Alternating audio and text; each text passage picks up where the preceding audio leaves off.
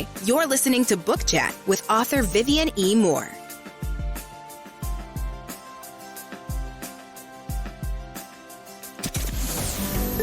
Welcome, everybody, to this week's episode. We really appreciate you joining us. This podcast really shows us how we can all learn, live, and thrive off of each other.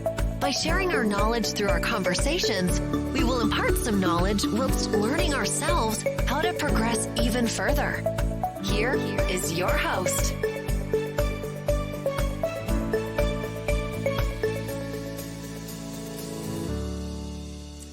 Hello and welcome to Book Chat. I am your host, author Vivian E. Moore. I hope everybody had a great week and I hope you are having an even better weekend. All right, so I'm not going to keep you for too long today. We're going to get straight to today's show. The title is How It Ends and the topic is Keeping the Suspense in Writing. How many of you have seen the movie How It Ends? By show of hands. All right, so it seems like the typical thriller suspense that we've all seen before, except for one thing. It left the ending hanging in a way that you had to predict how it ended, thus the title, How It Is. I love that. I also love the movie so much that I've watched it more than a few times, expecting a different outcome each time I watch it. Much like the definition of insanity, right?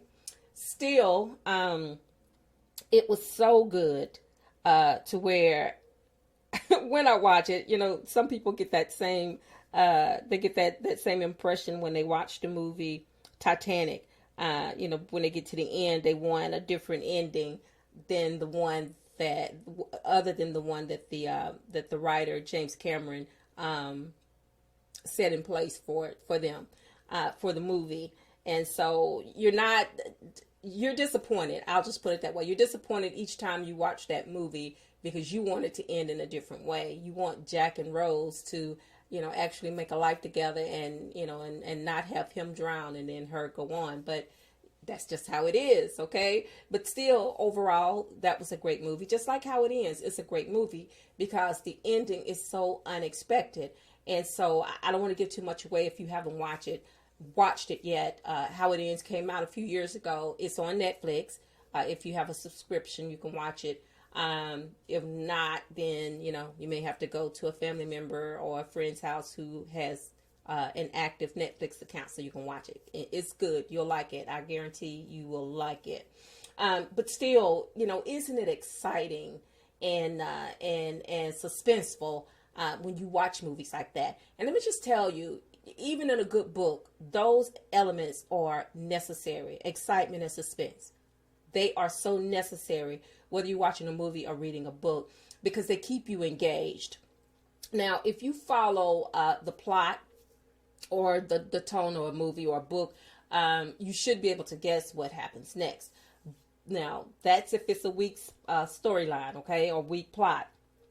That will make it easy for you to guess what happened next. And it sort of subtracts from the story. It doesn't have you as excited about the story because you already know what's going to happen. So that element of surprise is gone.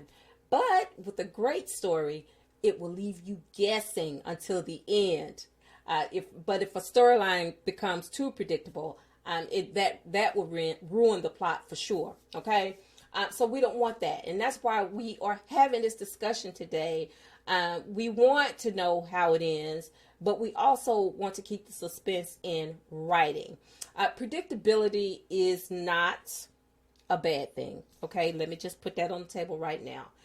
Now, if you apply predictability to real life situations, this is how it's not a bad thing, because we need dependability. We need someone or something we can count on without question.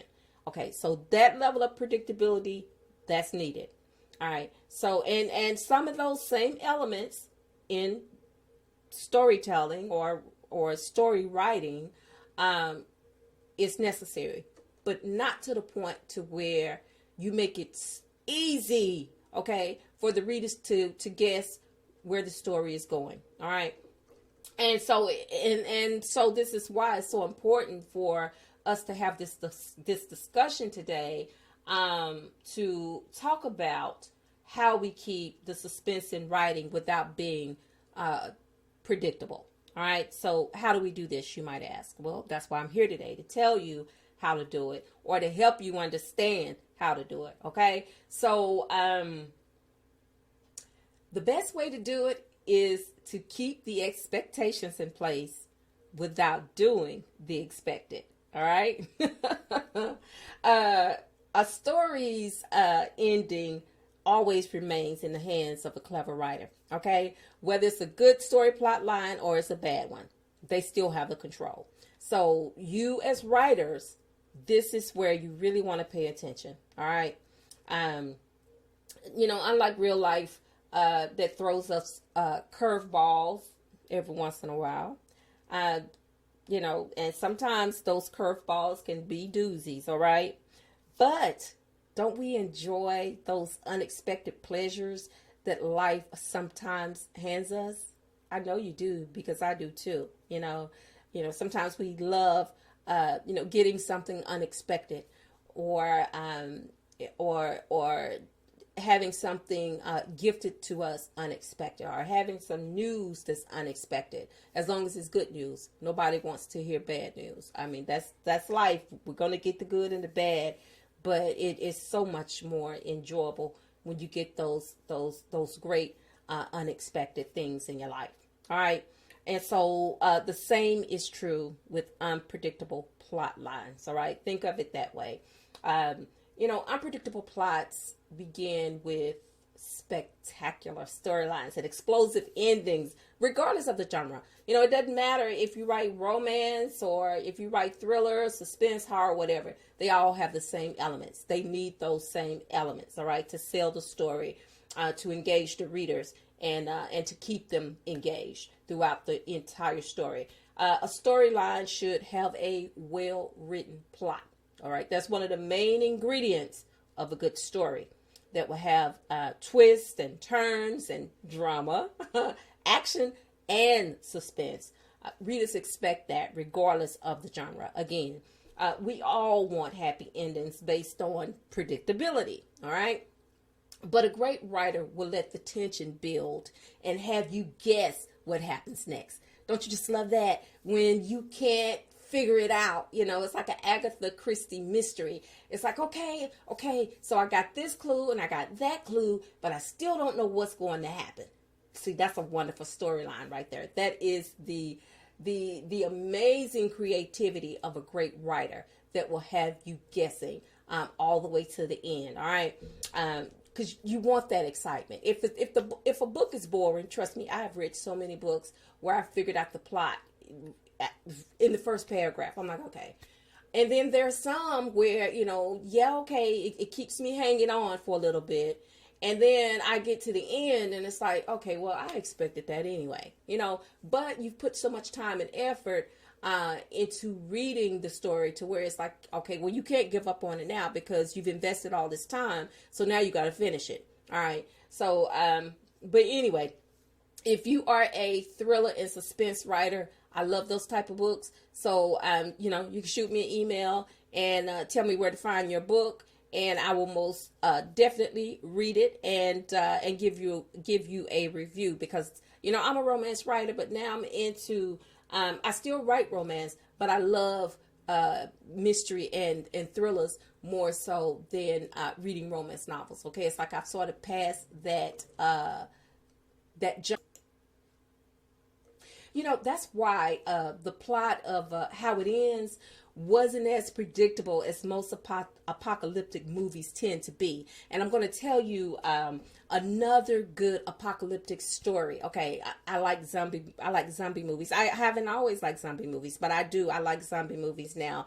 And one in particular is called World War Z. All right, it has Brad Pitt in it. If me telling you how good how well the zombie movie is, then I'm going to throw Brad Pitt in there as an added ingredient to make you want to go and watch it. And you can also find it on Netflix. I think it came out in 2013. Doesn't seem like it's been that long, but it has. But anyway, the movie is good. You will enjoy it. It has one of those unexpected endings, pretty much like How It Ends. And I'm not going to tell you. I'm not going to give you too much detail other than what I just told you. So just in case you want to go out there and check it out on Netflix for yourself. All right. But anyway, the way to end predictability is by thinking outside the box or the plot line.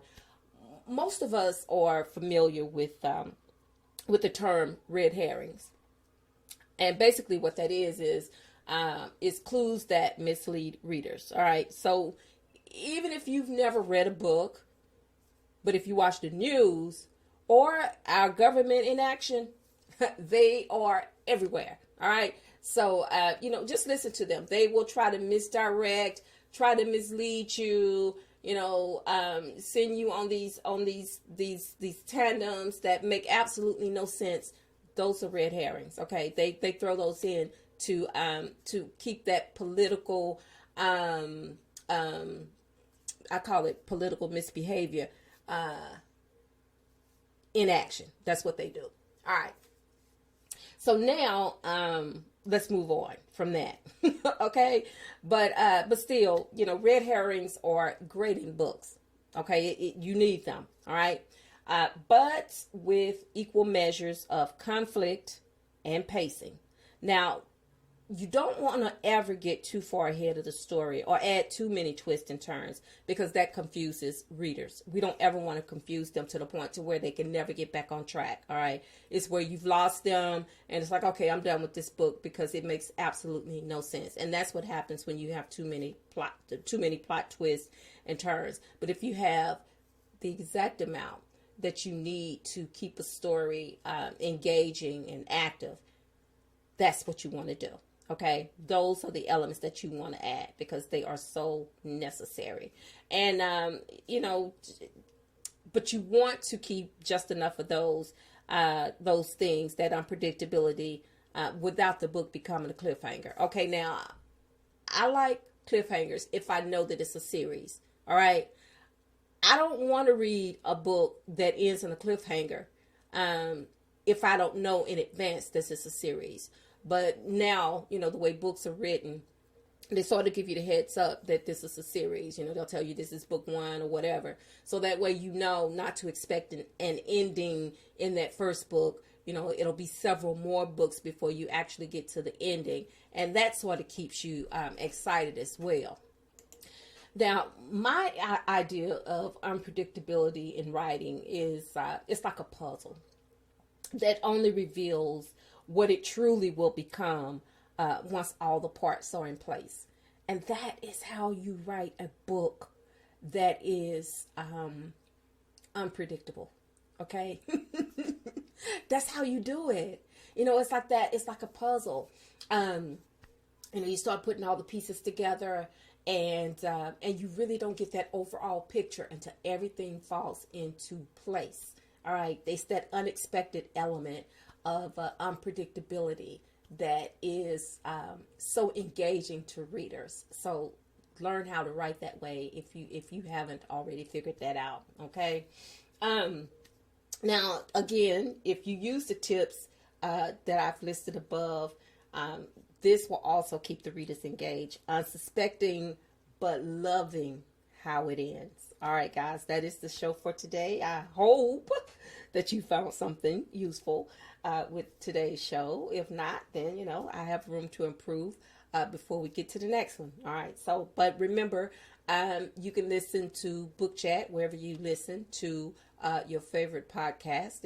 It's everywhere. So you don't have to listen to it on one particular platform. You can listen to it on all platforms. All right. All podcasting platforms. That's the great thing about podcasts these days. You can find them. You can find them everywhere. But I want to lead you to mine because I want you to like it and to share it. And that keeps me motivated and that keeps me engaged too, because I never know if you're gonna like it or if you're not gonna like it unless you tell me. So again, it keeps me on my toes, bringing you some great discussions each and every week. All right. So and also remember, guys, as we close out today's show, to tell those who you care about the most, how you feel about them today, because tomorrow is not promised. Today may be the only chance you get to say that. And on that note, I love you. I hope you love me back. Until the next time you hear my voice.